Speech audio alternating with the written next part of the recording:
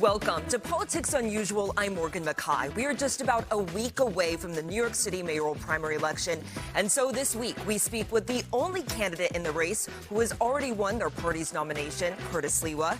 Next, we have Deputy Mayor Anna Almanzar joining us to discuss after-school funding. And then we are also taking a look at the candidates who will be facing off in the November race for New Jersey governor. But first, 7 of the 9 Democratic candidates for New York City mayor faced off for the last debate before voters head to the polls.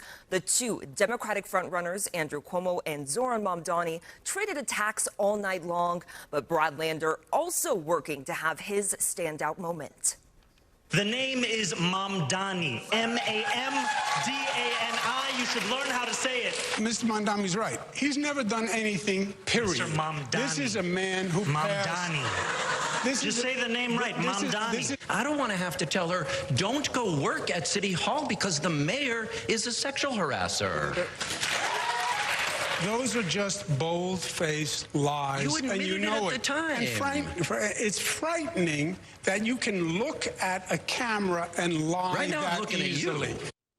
The mayoral primary is on June 24th, and so joining us now is Sliwa, the only Republican running for mayor. Thank you so much for being here. I appreciate it. Thank you, and let's not forget the first independent line, protect animals, no-kill shelters, and we're going after animal abusers. So if you can't vote for me as a Republican, you can vote for me on the protect animals line. Exactly. Now, did you watch last night's Democratic debate, and was there anyone on stage that you thought, man, I hope I face off against them in November, or maybe not? No, all of them, because they didn't talk the issues. You know, by the way, Mamdani, you left one out. What you didn't experience that Cuomo did, he resigned and fled in disgrace, Albany, right after 10 years as governor. You left that one out. But that's all it became, back and forth. Did they discuss congestion pricing and the fact that we lose $800 million in fare evasion? Did they discuss quality of life issues? Did they discuss what I always talk about as the outer borough mayor, the fact that I would repeal the city of yes, that I would prevent these lithium-ion battery warehouses, of which there are 70 now popping up all in the outer boroughs? And none of these candidates talk about put a cap on shelters, no more shelters, manage the ones you have, and no more migrant shelters. None of them talk about those issues, which are important to the people of New York City. So let's talk about you. You're the only Republican in the race. You are already the Republican nominee, so you're not going to be on the primary ballot because no one's challenging you. Correct. But just tell our voters, our viewers, a little bit about yourself and why you're running. Well, look, 2 of the top issues continue to be crime and quality of life. And I ran against Eric Adams in 2021, and I warned everybody, don't believe the hype. This guy is going to be corrupt and there's going to be chaos. And boy, was I correct. Who knows more about crime in this city and dealing with quality of life issues? I've dedicated 46 years of my life as leader of the Guardian Angels, patrolling subways, streets, and parks as volunteers. And you look at the quality of life issues, 90,000 packages a day stolen in New York City. They get delivered to people. The mayor has admitted that. Does anybody get arrested? No. Mail gets stolen in the outer boroughs for the checks and the credit cards. Does anybody get arrested? No. The mayor has admitted that. And then, of course, the shoplifting, which is nonstop, that has led to the closure of so many mom-and-pop retail establishments in the outer boroughs and the big chains in Manhattan. Does anybody get arrested? Occasionally, but nothing happens to them. You have to prioritize those issues. The garbage in the streets, homeless, emotionally disturbed in the subways, the visual impediments that you see every day that says New York City is sliding into the abyss. And neither de Blasio, Cuomo, or Adams ever dealt with that. So let's talk about a couple of your policy proposals you have on your website. There were a number of them, and we picked out a few of them to focus on.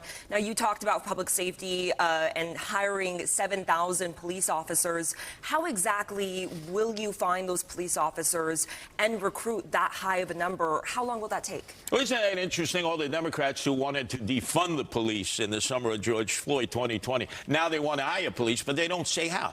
First off, Jimmy Dole in Madison Square Garden does not pay $43 $1.3 million a year in property tax. Hey, Jimmy, you're going to pay your fair share. Columbia and NYU, which own massive amounts of private property that have nothing to do with education, they're in the real estate business, they're going to pay their fair share of property tax. That accounts for $843 million. Right from the beginning, you can hire then 7,000 cops that we desperately need, train them, get them out into the streets, vet them. But you've got to give them back their qualified immunity. Cops now can be sued. Look, Governor Cuomo has been sued by the women that he sexually harassed. We're paying $63 million, and the bill is growing. Why? Because as governor, he had qualified immunity. He removed the qualified immunity. Eric Adams removed the qualified immunity. I'm the only candidate saying we are going to put qualified immunity insurance back for the cops so they don't have to be afraid that they risk everything when they get involved in a situation. But 7,000 cops, I mean, that's going to take several years, if not 5 to 7 years, to turn out that many officers through the academy. Can the city wait that long? Is there anything you can do to speed that up if you were to be elected? Well, there's nothing being done now. And the other candidates who are born again, let's hire police, they have no plans for financing this.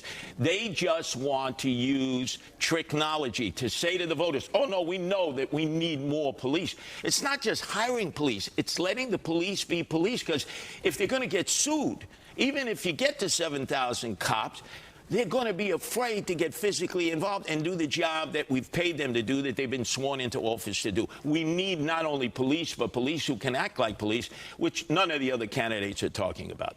Now, public safety is obviously very important to you because of your background founding the Guardian Angels. However, just recently you were doing an interview, and some of the Guardian Angels last year tackled a man that you guys claimed was a migrant. Later, the NYPD said that man was actually from the Bronx. Do you regret that incident, and what have you guys done to maybe make sure that you guys are holding the right people accountable? Oh, well, that was handled. Nobody was arrested as a result of that. And most importantly, our patrols have continued for 46 years. Look at all the problems that law enforcement has had if you're out there every day. That occasionally happens. But our training, in terms of volunteer organizations, we have groups in 13 countries. We've been in 130 cities. We are considered the leaders of volunteer service in the world when it comes to public safety. So that situation was handled.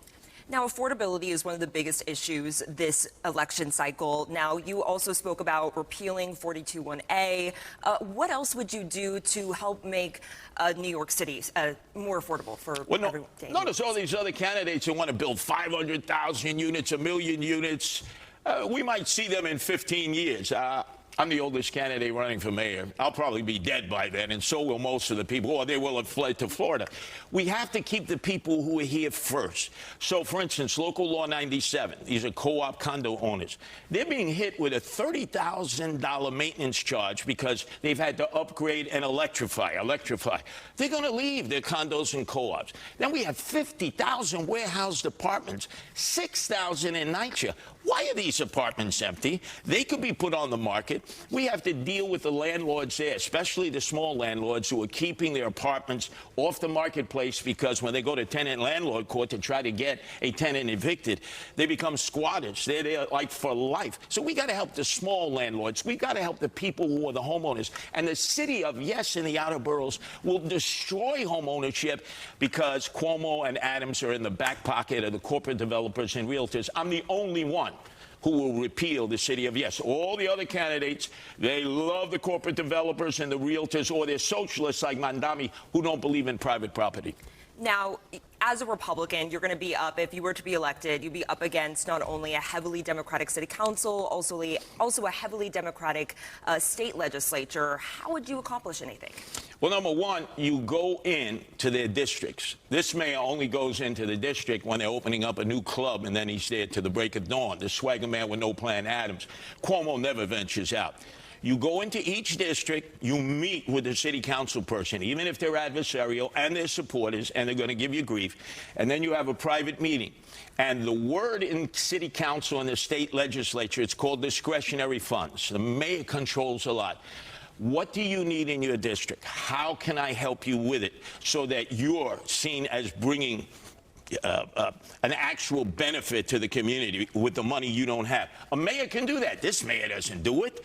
I will definitely do it because I understand how it operates. I've dealt with both Democrat and Republican city council people over the years, and I understand discretionary funds is the route to getting them on board. So there's compromise. No one side is going to win all the time. And as mayor, I'm going to stand up and go to court and battle, which is something that most of these mayors refuse to do. Now, you ran for mayor in 2021, but you lost. What makes this year different?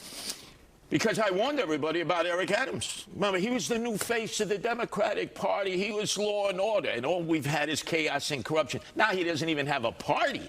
So I was right about Adams. I was right about Cuomo when my broadcasts on WABC actually led to him fleeing Albany in disgrace. Remember, he resigned in disgrace.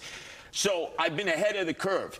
And I know this city. I live in this city. I've provided service in this city. I love this city. And I've proven myself again and again. I never fled. I believe in prove, don't move. Don't follow Eric Adams to the next nightclub. Don't follow Andrew Cuomo, who wants to run for president. He said he's going to go on a national tour when he's elected mayor. Hey, pal. Do the job of being the mayor, which is something Andrew Cuomo never wants to do. Curtis Sliwa is the real New Yorker running in this race. Well, thank you so much. I really appreciate it. Look forward to having you on back very soon. My pleasure. Coming up, we're putting the spotlight on education in the city. We'll be joined by Deputy Mayor Anna Almanzar to talk about a new ambitious plan for the city's after-school program.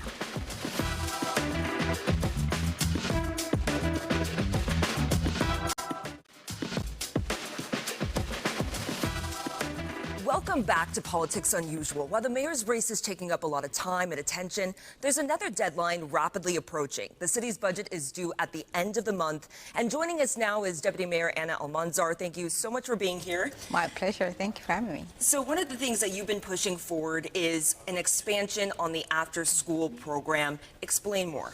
Oh, thank you. Thanks for having me, Morgan. And it's a pleasure to be here and talk about the best budget ever. And for me personally, and as you mentioned, have been working on our after-school program, and now being able to speak about it as in After School for All, our universal after-school program, where we're making an investment of $195 million to standardize the program and the system throughout the entire ecosystem with our nonprofits, with the New York City Public Schools, with the Department of Youth and Community Development, to make sure that parents and children, parents know that their children are engaged in very, very enriching academic activities, sports, math, and many other things that we offer on our after-school program that is now serving about 164,000 students.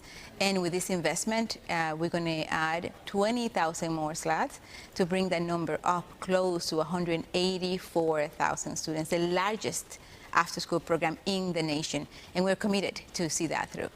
Yeah, and it would expand it to make it affordable or free for everyone through K through eighth grade. And you guys are earmarking about $331 million for the program. Where is this money going to come from exactly in the budget? Where did you guys find this money? So we have been very responsible for the last 3 years and looking at all the expenses we had and the changes that we have to make, specifically in 23 and FY24, to make sure that we landed here, that we were able to make this impressive investment, the first one in about 10 years or so, where we'll be able to not only bring new students to the fall, but also to engage with community members, stakeholders, and our nonprofits who provide this service to help us design a program that reflects the need of many communities throughout the city. And yes, $131 million is a historic investment in a program that needed so much. So we're very happy to be able to do that. Now, you guys are also wanting to hear from people about how this program is working. Explain more. One of the signatures of our administration is that we understand that we don't have all the answers when it comes to designing a program of this magnitude. So we wanted to hear from the community. We want to hear from parents, from students, from providers, those nonprofit leaders who are so close to the communities and to the students. They understand what the needs are, what can we tweak of the 16 program? Like, for example, we have many conversations with providers throughout the last few years, and one of the things they spoke about is the need, and we understand the need for social-emotional learning for our students, and being able to bring that understanding and fold it into the design of the program is essential to the work that we do, and we'll do it not only for this facet of the program, for this phase of the program, but also for the continuation in our attempt to make it even more so universal in the years to come. Is there anything else in the budget when it comes to education that you're really excited about? Yes. Oh, many things, Morgan. That's a great question. I'm very excited about a $5 billion advance that will pay for our nonprofit services throughout the system. Last year, it was an advances we pay close to $2.5 billion, and we're doubling that amount to allow nonprofits to be able to have funding in advance to providing the services, so they are ready to hit the ground running come FY26. Well, thank you so much for being here, Deputy Mayor. I really appreciate it. Look forward to having you back on after the budget is passed in just a couple weeks. Sounds good. Thank you. Looking forward. Thank you. Up next, we head to New Jersey and take a closer look at how Mikey Sherrill and Jack Ciattarelli captured the nominations in the race for New Jersey governor.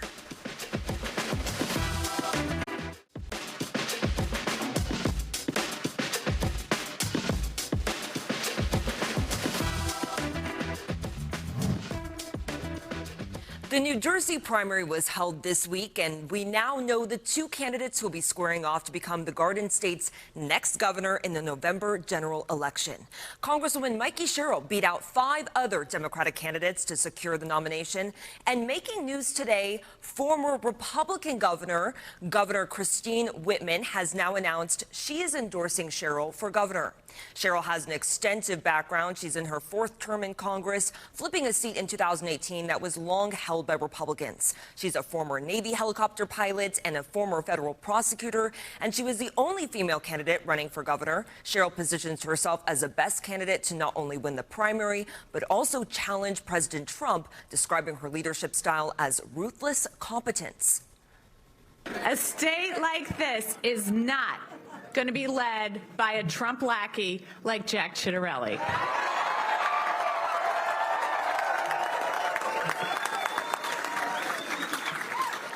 And I am ready to make life more affordable for families. Jack has raised taxes at every level of government.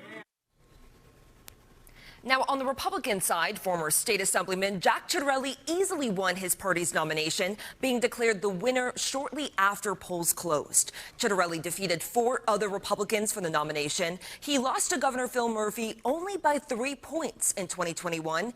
Ciattarelli was endorsed by President Donald Trump last month. Both he and talk radio host Bill Spadea were vying for Trump's endorsement in the race, but Trump ultimately chose Ciattarelli, saying he was the best candidate to flip the state red.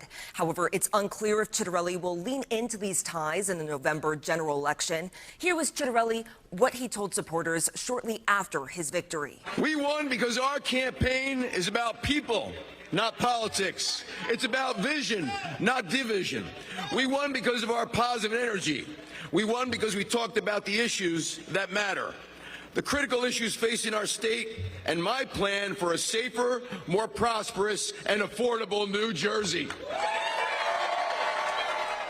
The race for New Jersey governor is now officially underway. We'll be bringing on both of these candidates in the coming weeks. Next up, we're going to test your knowledge of the tri-state region, so stay with us.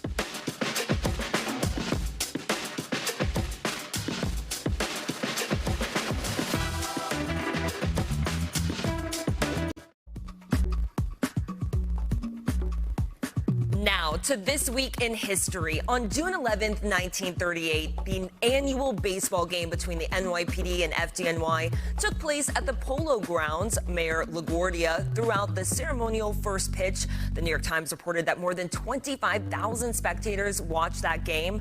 The fire departments won that match. Now, Finally, tonight, we're testing your knowledge. Last week, we asked you what subway line was the first to have air conditioning. The answer, the F line. In 1967, the first air-conditioned cars in the subway system went into service. It would take many more years before the entire fleet caught up with a new standard. And let's be real, I think they're still catching up. But by 1993, roughly 99% of New York subway cars were air-conditioned, with the 7 train riders the unlucky 1%. The air conditioning feature added $40,000 to the actual cost of the cars. Now, to this week's question, what famous person's eyeballs are stored in a safety deposit box in New York City? Now, don't Google the answer. We had a lot of fun with this one. But if you want to take a shot at it, go ahead and scan the code on your screen. That's going to take you to our website, fox5ny.com, where you can type in your answer, then check back here to see if you're right next week. That does it for this episode of Politics Unusual. Thank you so much for joining us. I'm Morgan McKay. We look forward to having you back here next week.